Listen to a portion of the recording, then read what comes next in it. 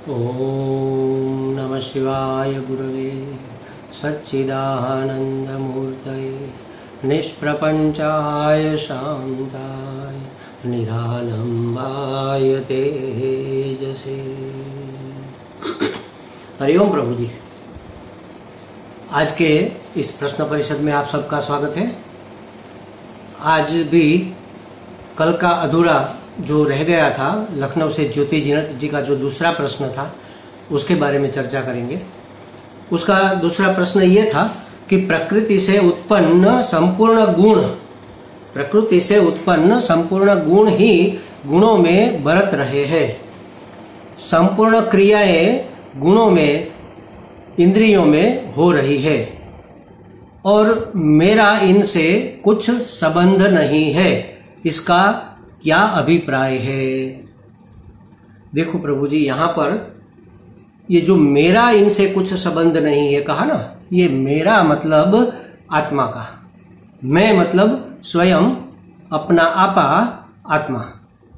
गीता जी में कई बार आपने सुना होगा, कई बार कई जगह देखा होगा, भगवान मैं कर रहे। कल हमने कहा कि 9वें अध्याय में भगवान ने 7-8 बार मैं कहा है। वहां मैं का मतलब परमात्मा, आत्मा, ऐसा अभिप्राय है वहां पर। यहां पर भी मेरा इनसे कोई संबंध नहीं है का अभिप्राय यही है कि मेरा मतलब आत्मा का किसी से कोई संबंध नहीं है। आत्मा बिल्कुल निर्लेप है, निराकार है, निर्विशेष है, बिल्कुल असंग है। उसको किसी का संग लग नहीं सकता, किसी का लेप उसके ऊपर चढ़ नहीं सकता, कोई उसको प्रभावित कर नहीं सकता, वो किसी से प्रभावित हो नहीं सकता। क्यों? क्योंकि कोई या किसी जैसी कोई चीज हो तब ना। आत्मा ही आत्मा मात्र है, तो फिर कौन किसको प्रभावित करेगा? अगर कोई दूसरा होता तो उनसे प्रभावित होना, उसके संपर्क में आना, उसका लेप लगना, उससे संबंध जुड़ना, ये सब बातें हो सकती थी, लेकिन ये तो है नहीं। परमात्मा की अचिंत्य शक्ति, माया, जिसको प्रकृति भी कह सकते हैं, माया भी कह सकते हैं, उस प्रकृति का स्वभाव क्या है, मतलब उसका स्वरूप क्या है प्रकृति का। देखो, जैसे परमात्मा का स्वरूप है सत्य चित्त आनंद स्वरूप परमात्मा, उसी तरह प्रकृति के मूल तत्व क्या है। प्रकृति सत्व, रजस और तमस गुणों से बनी हुई है। तीनों गुणों की साम्यावस्था, विलय, प्रकृति का विलय। प्रकृति है ही नहीं, समझ लो, कोई कार्यरत नहीं है। नहीं का मतलब वो कार्यरत नहीं है। साम्यावस्था में प्रकृति का लय हो जाता है और उसमें जब विकार जगते हैं, मतलब उसकी अवस्था असम हो जाती है। सत्व, रजस, तम तीनों समान मात्रा में अगर रहे तो साम्यावस्था, उसमें अगर थोड़ा बहुत ऊपर नीचे हो जाता है, थोड़ा बहुत फेर हो जाता है, तो उसकी असाम्यावस्था हो गई। तो उसको फिर प्रकृति कहेंगे या तो माया कहेंगे। वो फिर इफेक्टिव होती है, वो असरकारक होती है, हमें असर करती है और वो सर्जन करती है। उसमें से विकार होते हैं, उसमें से नया नया बनता रहता है। काल के संपर्क में आने से ये सब होता है। काल मतलब परमात्मा का वीक्षण। परमात्मा ने जब सोचा तब काल उत्पन्न हुआ, वीक्षण किया तो काल उत्पन्न हुआ। काल ने विक्षेप किया प्रकृति को, तो प्रकृति में असाम्यावस्था पैदा हो गई और उसमें विकार हुआ, जिसको कार्य भी कह सकते हैं। कारण है प्रकृति, उसका कार्य हो गया ये सब पूरा जगत। अच्छा, ये जगत कहां से बना, मतलब मैं भी कहां से बना? जब मैं भी जगत में ही आता हूं। हर एक प्राणी जगत में आता है, हर एक पदार्थ, व्यक्ति, वस्तु, सब ये जगत, इस सृष्टि के अंतर्गत ही आते हैं। तो प्रकृति ने पंच महाभूतों का सर्जन किया। मूल तत्व, तो तत्पना, वह पना, उसमें जो रहा हुआ है प्रकृति का, जो वह पना तत्व है, जिसको मूल पंचमहाभूत, अपंचीकृत पंचमहाभूत भी कहेंगे, जिसका पंचीकरण नहीं हुआ है, जिसका कोई मिश्रण नहीं हुआ है। ऐसे पंचमहाभूतों के सत्व गुण से हमारी चक्षुर इंद्रिया वगैरह ज्ञान इंद्रिया बनी। पांचों ज्ञान इंद्रिया पंच महाभूतों के सत्व गुण के समूह को लेकर बनी। हमारी कर्मेंद्रियां बनी पंच महाभूतों के रजस तत्व को लेकर, और पंच महाभूतों के ये तमस गुण को लेकर हमारा स्थूल शरीर बना, मतलब ये इंद्रियों के गोलक बोलक सब ये तमस गुण से बने हुए हैं। तो इसके जो विषय है, 5 ज्ञानेंद्रियों के 5 विषय, शब्द स्पर्श रूप रस गंध, ये विषय भी कर्मेंद्रियों के भी विषय, जैसे वाणी, ये जिह्वा का विषय। तो उस प्रकार 5 इंद्रियों के 10 विषय वो भी कहां से बने? वो भी उसी गुण से बने।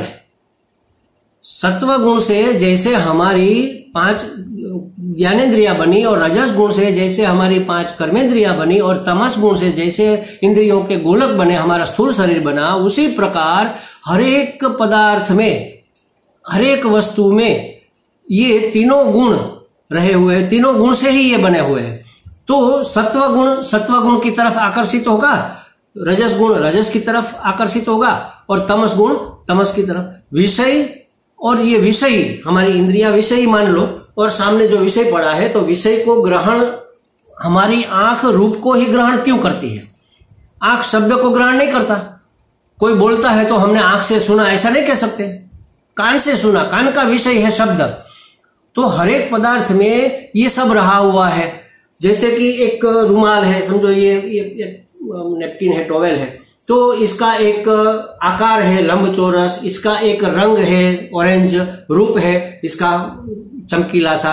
तो ये रूप आंखों से दिखेगा, इसका स्पर्श है स्मूथ, कॉटन का है तो ये त्वक इंद्रिय से हमें पता चलेगा। इसका एक आवाज है, ऐसे जैसे करो तो इसकी एक आवाज आती है, तो ये कर्णेंद्रियों का विषय हो गया। इसके अंदर कॉटन की जो सुगंध आ रही है, घ्राणेंद्रिय का विषय हो गया। इसका भी स्वाद भी होता है, इसको अगर आप कोई तंतु को निकालकर चखो तो उसका कोई एक स्वाद भी होगा। प्लास्टिक का होगा तो अलग स्वाद होगा, धातु का होगा, धातु का तार है तो उसका अलग स्वाद। तो ये भी उसी गुणों से बने हुए हैं। इसीलिए यहां परमात्मा ने कहा कि मुझे कोई वस्तु स्पर्श नहीं करती, मुझे इनसे कुछ संबंध नहीं है।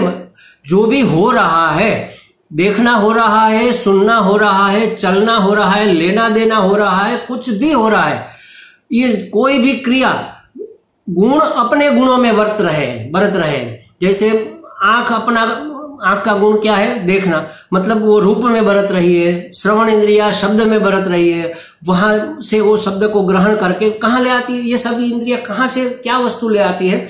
5 विषय में से 5 गुण उसके शब्द स्पर्श रूप रसगंध लेकर इंद्रिया अंदर ले जाती है और आत्मदेव को समर्पित करती है। इंद्रिया अपने पास भी नहीं रखती। देखो, जिह्वा ने अगर स्वाद चखा कि ये खट्टा स्वाद है, तो अगर जिह्वा के ऊपर खट्टा स्वाद बना रहेगा तो फिर कोई दूसरा स्वाद आएगा ही नहीं।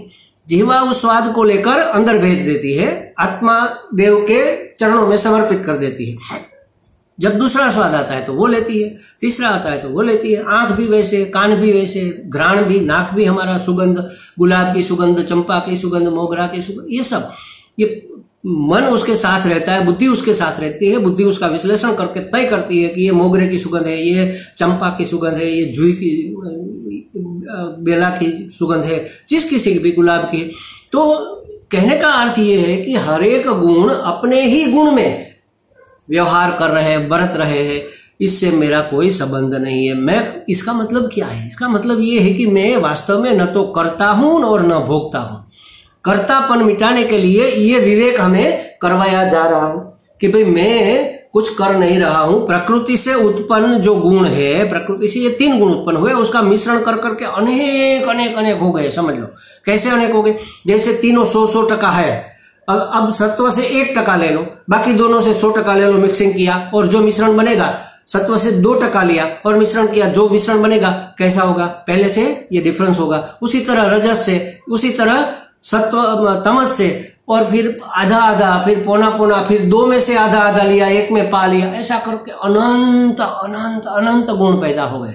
मूल है 3, सत्व रजस तमस। तो गुणों में बरत रहे हैं। जो विषयों में गुण है और जो हमारी इंद्रियों में गुण है, सत्व रजस तमस जो भी है, वो उसी में, मतलब सजातीय वस्तु उसको अट्रैक्ट करती है।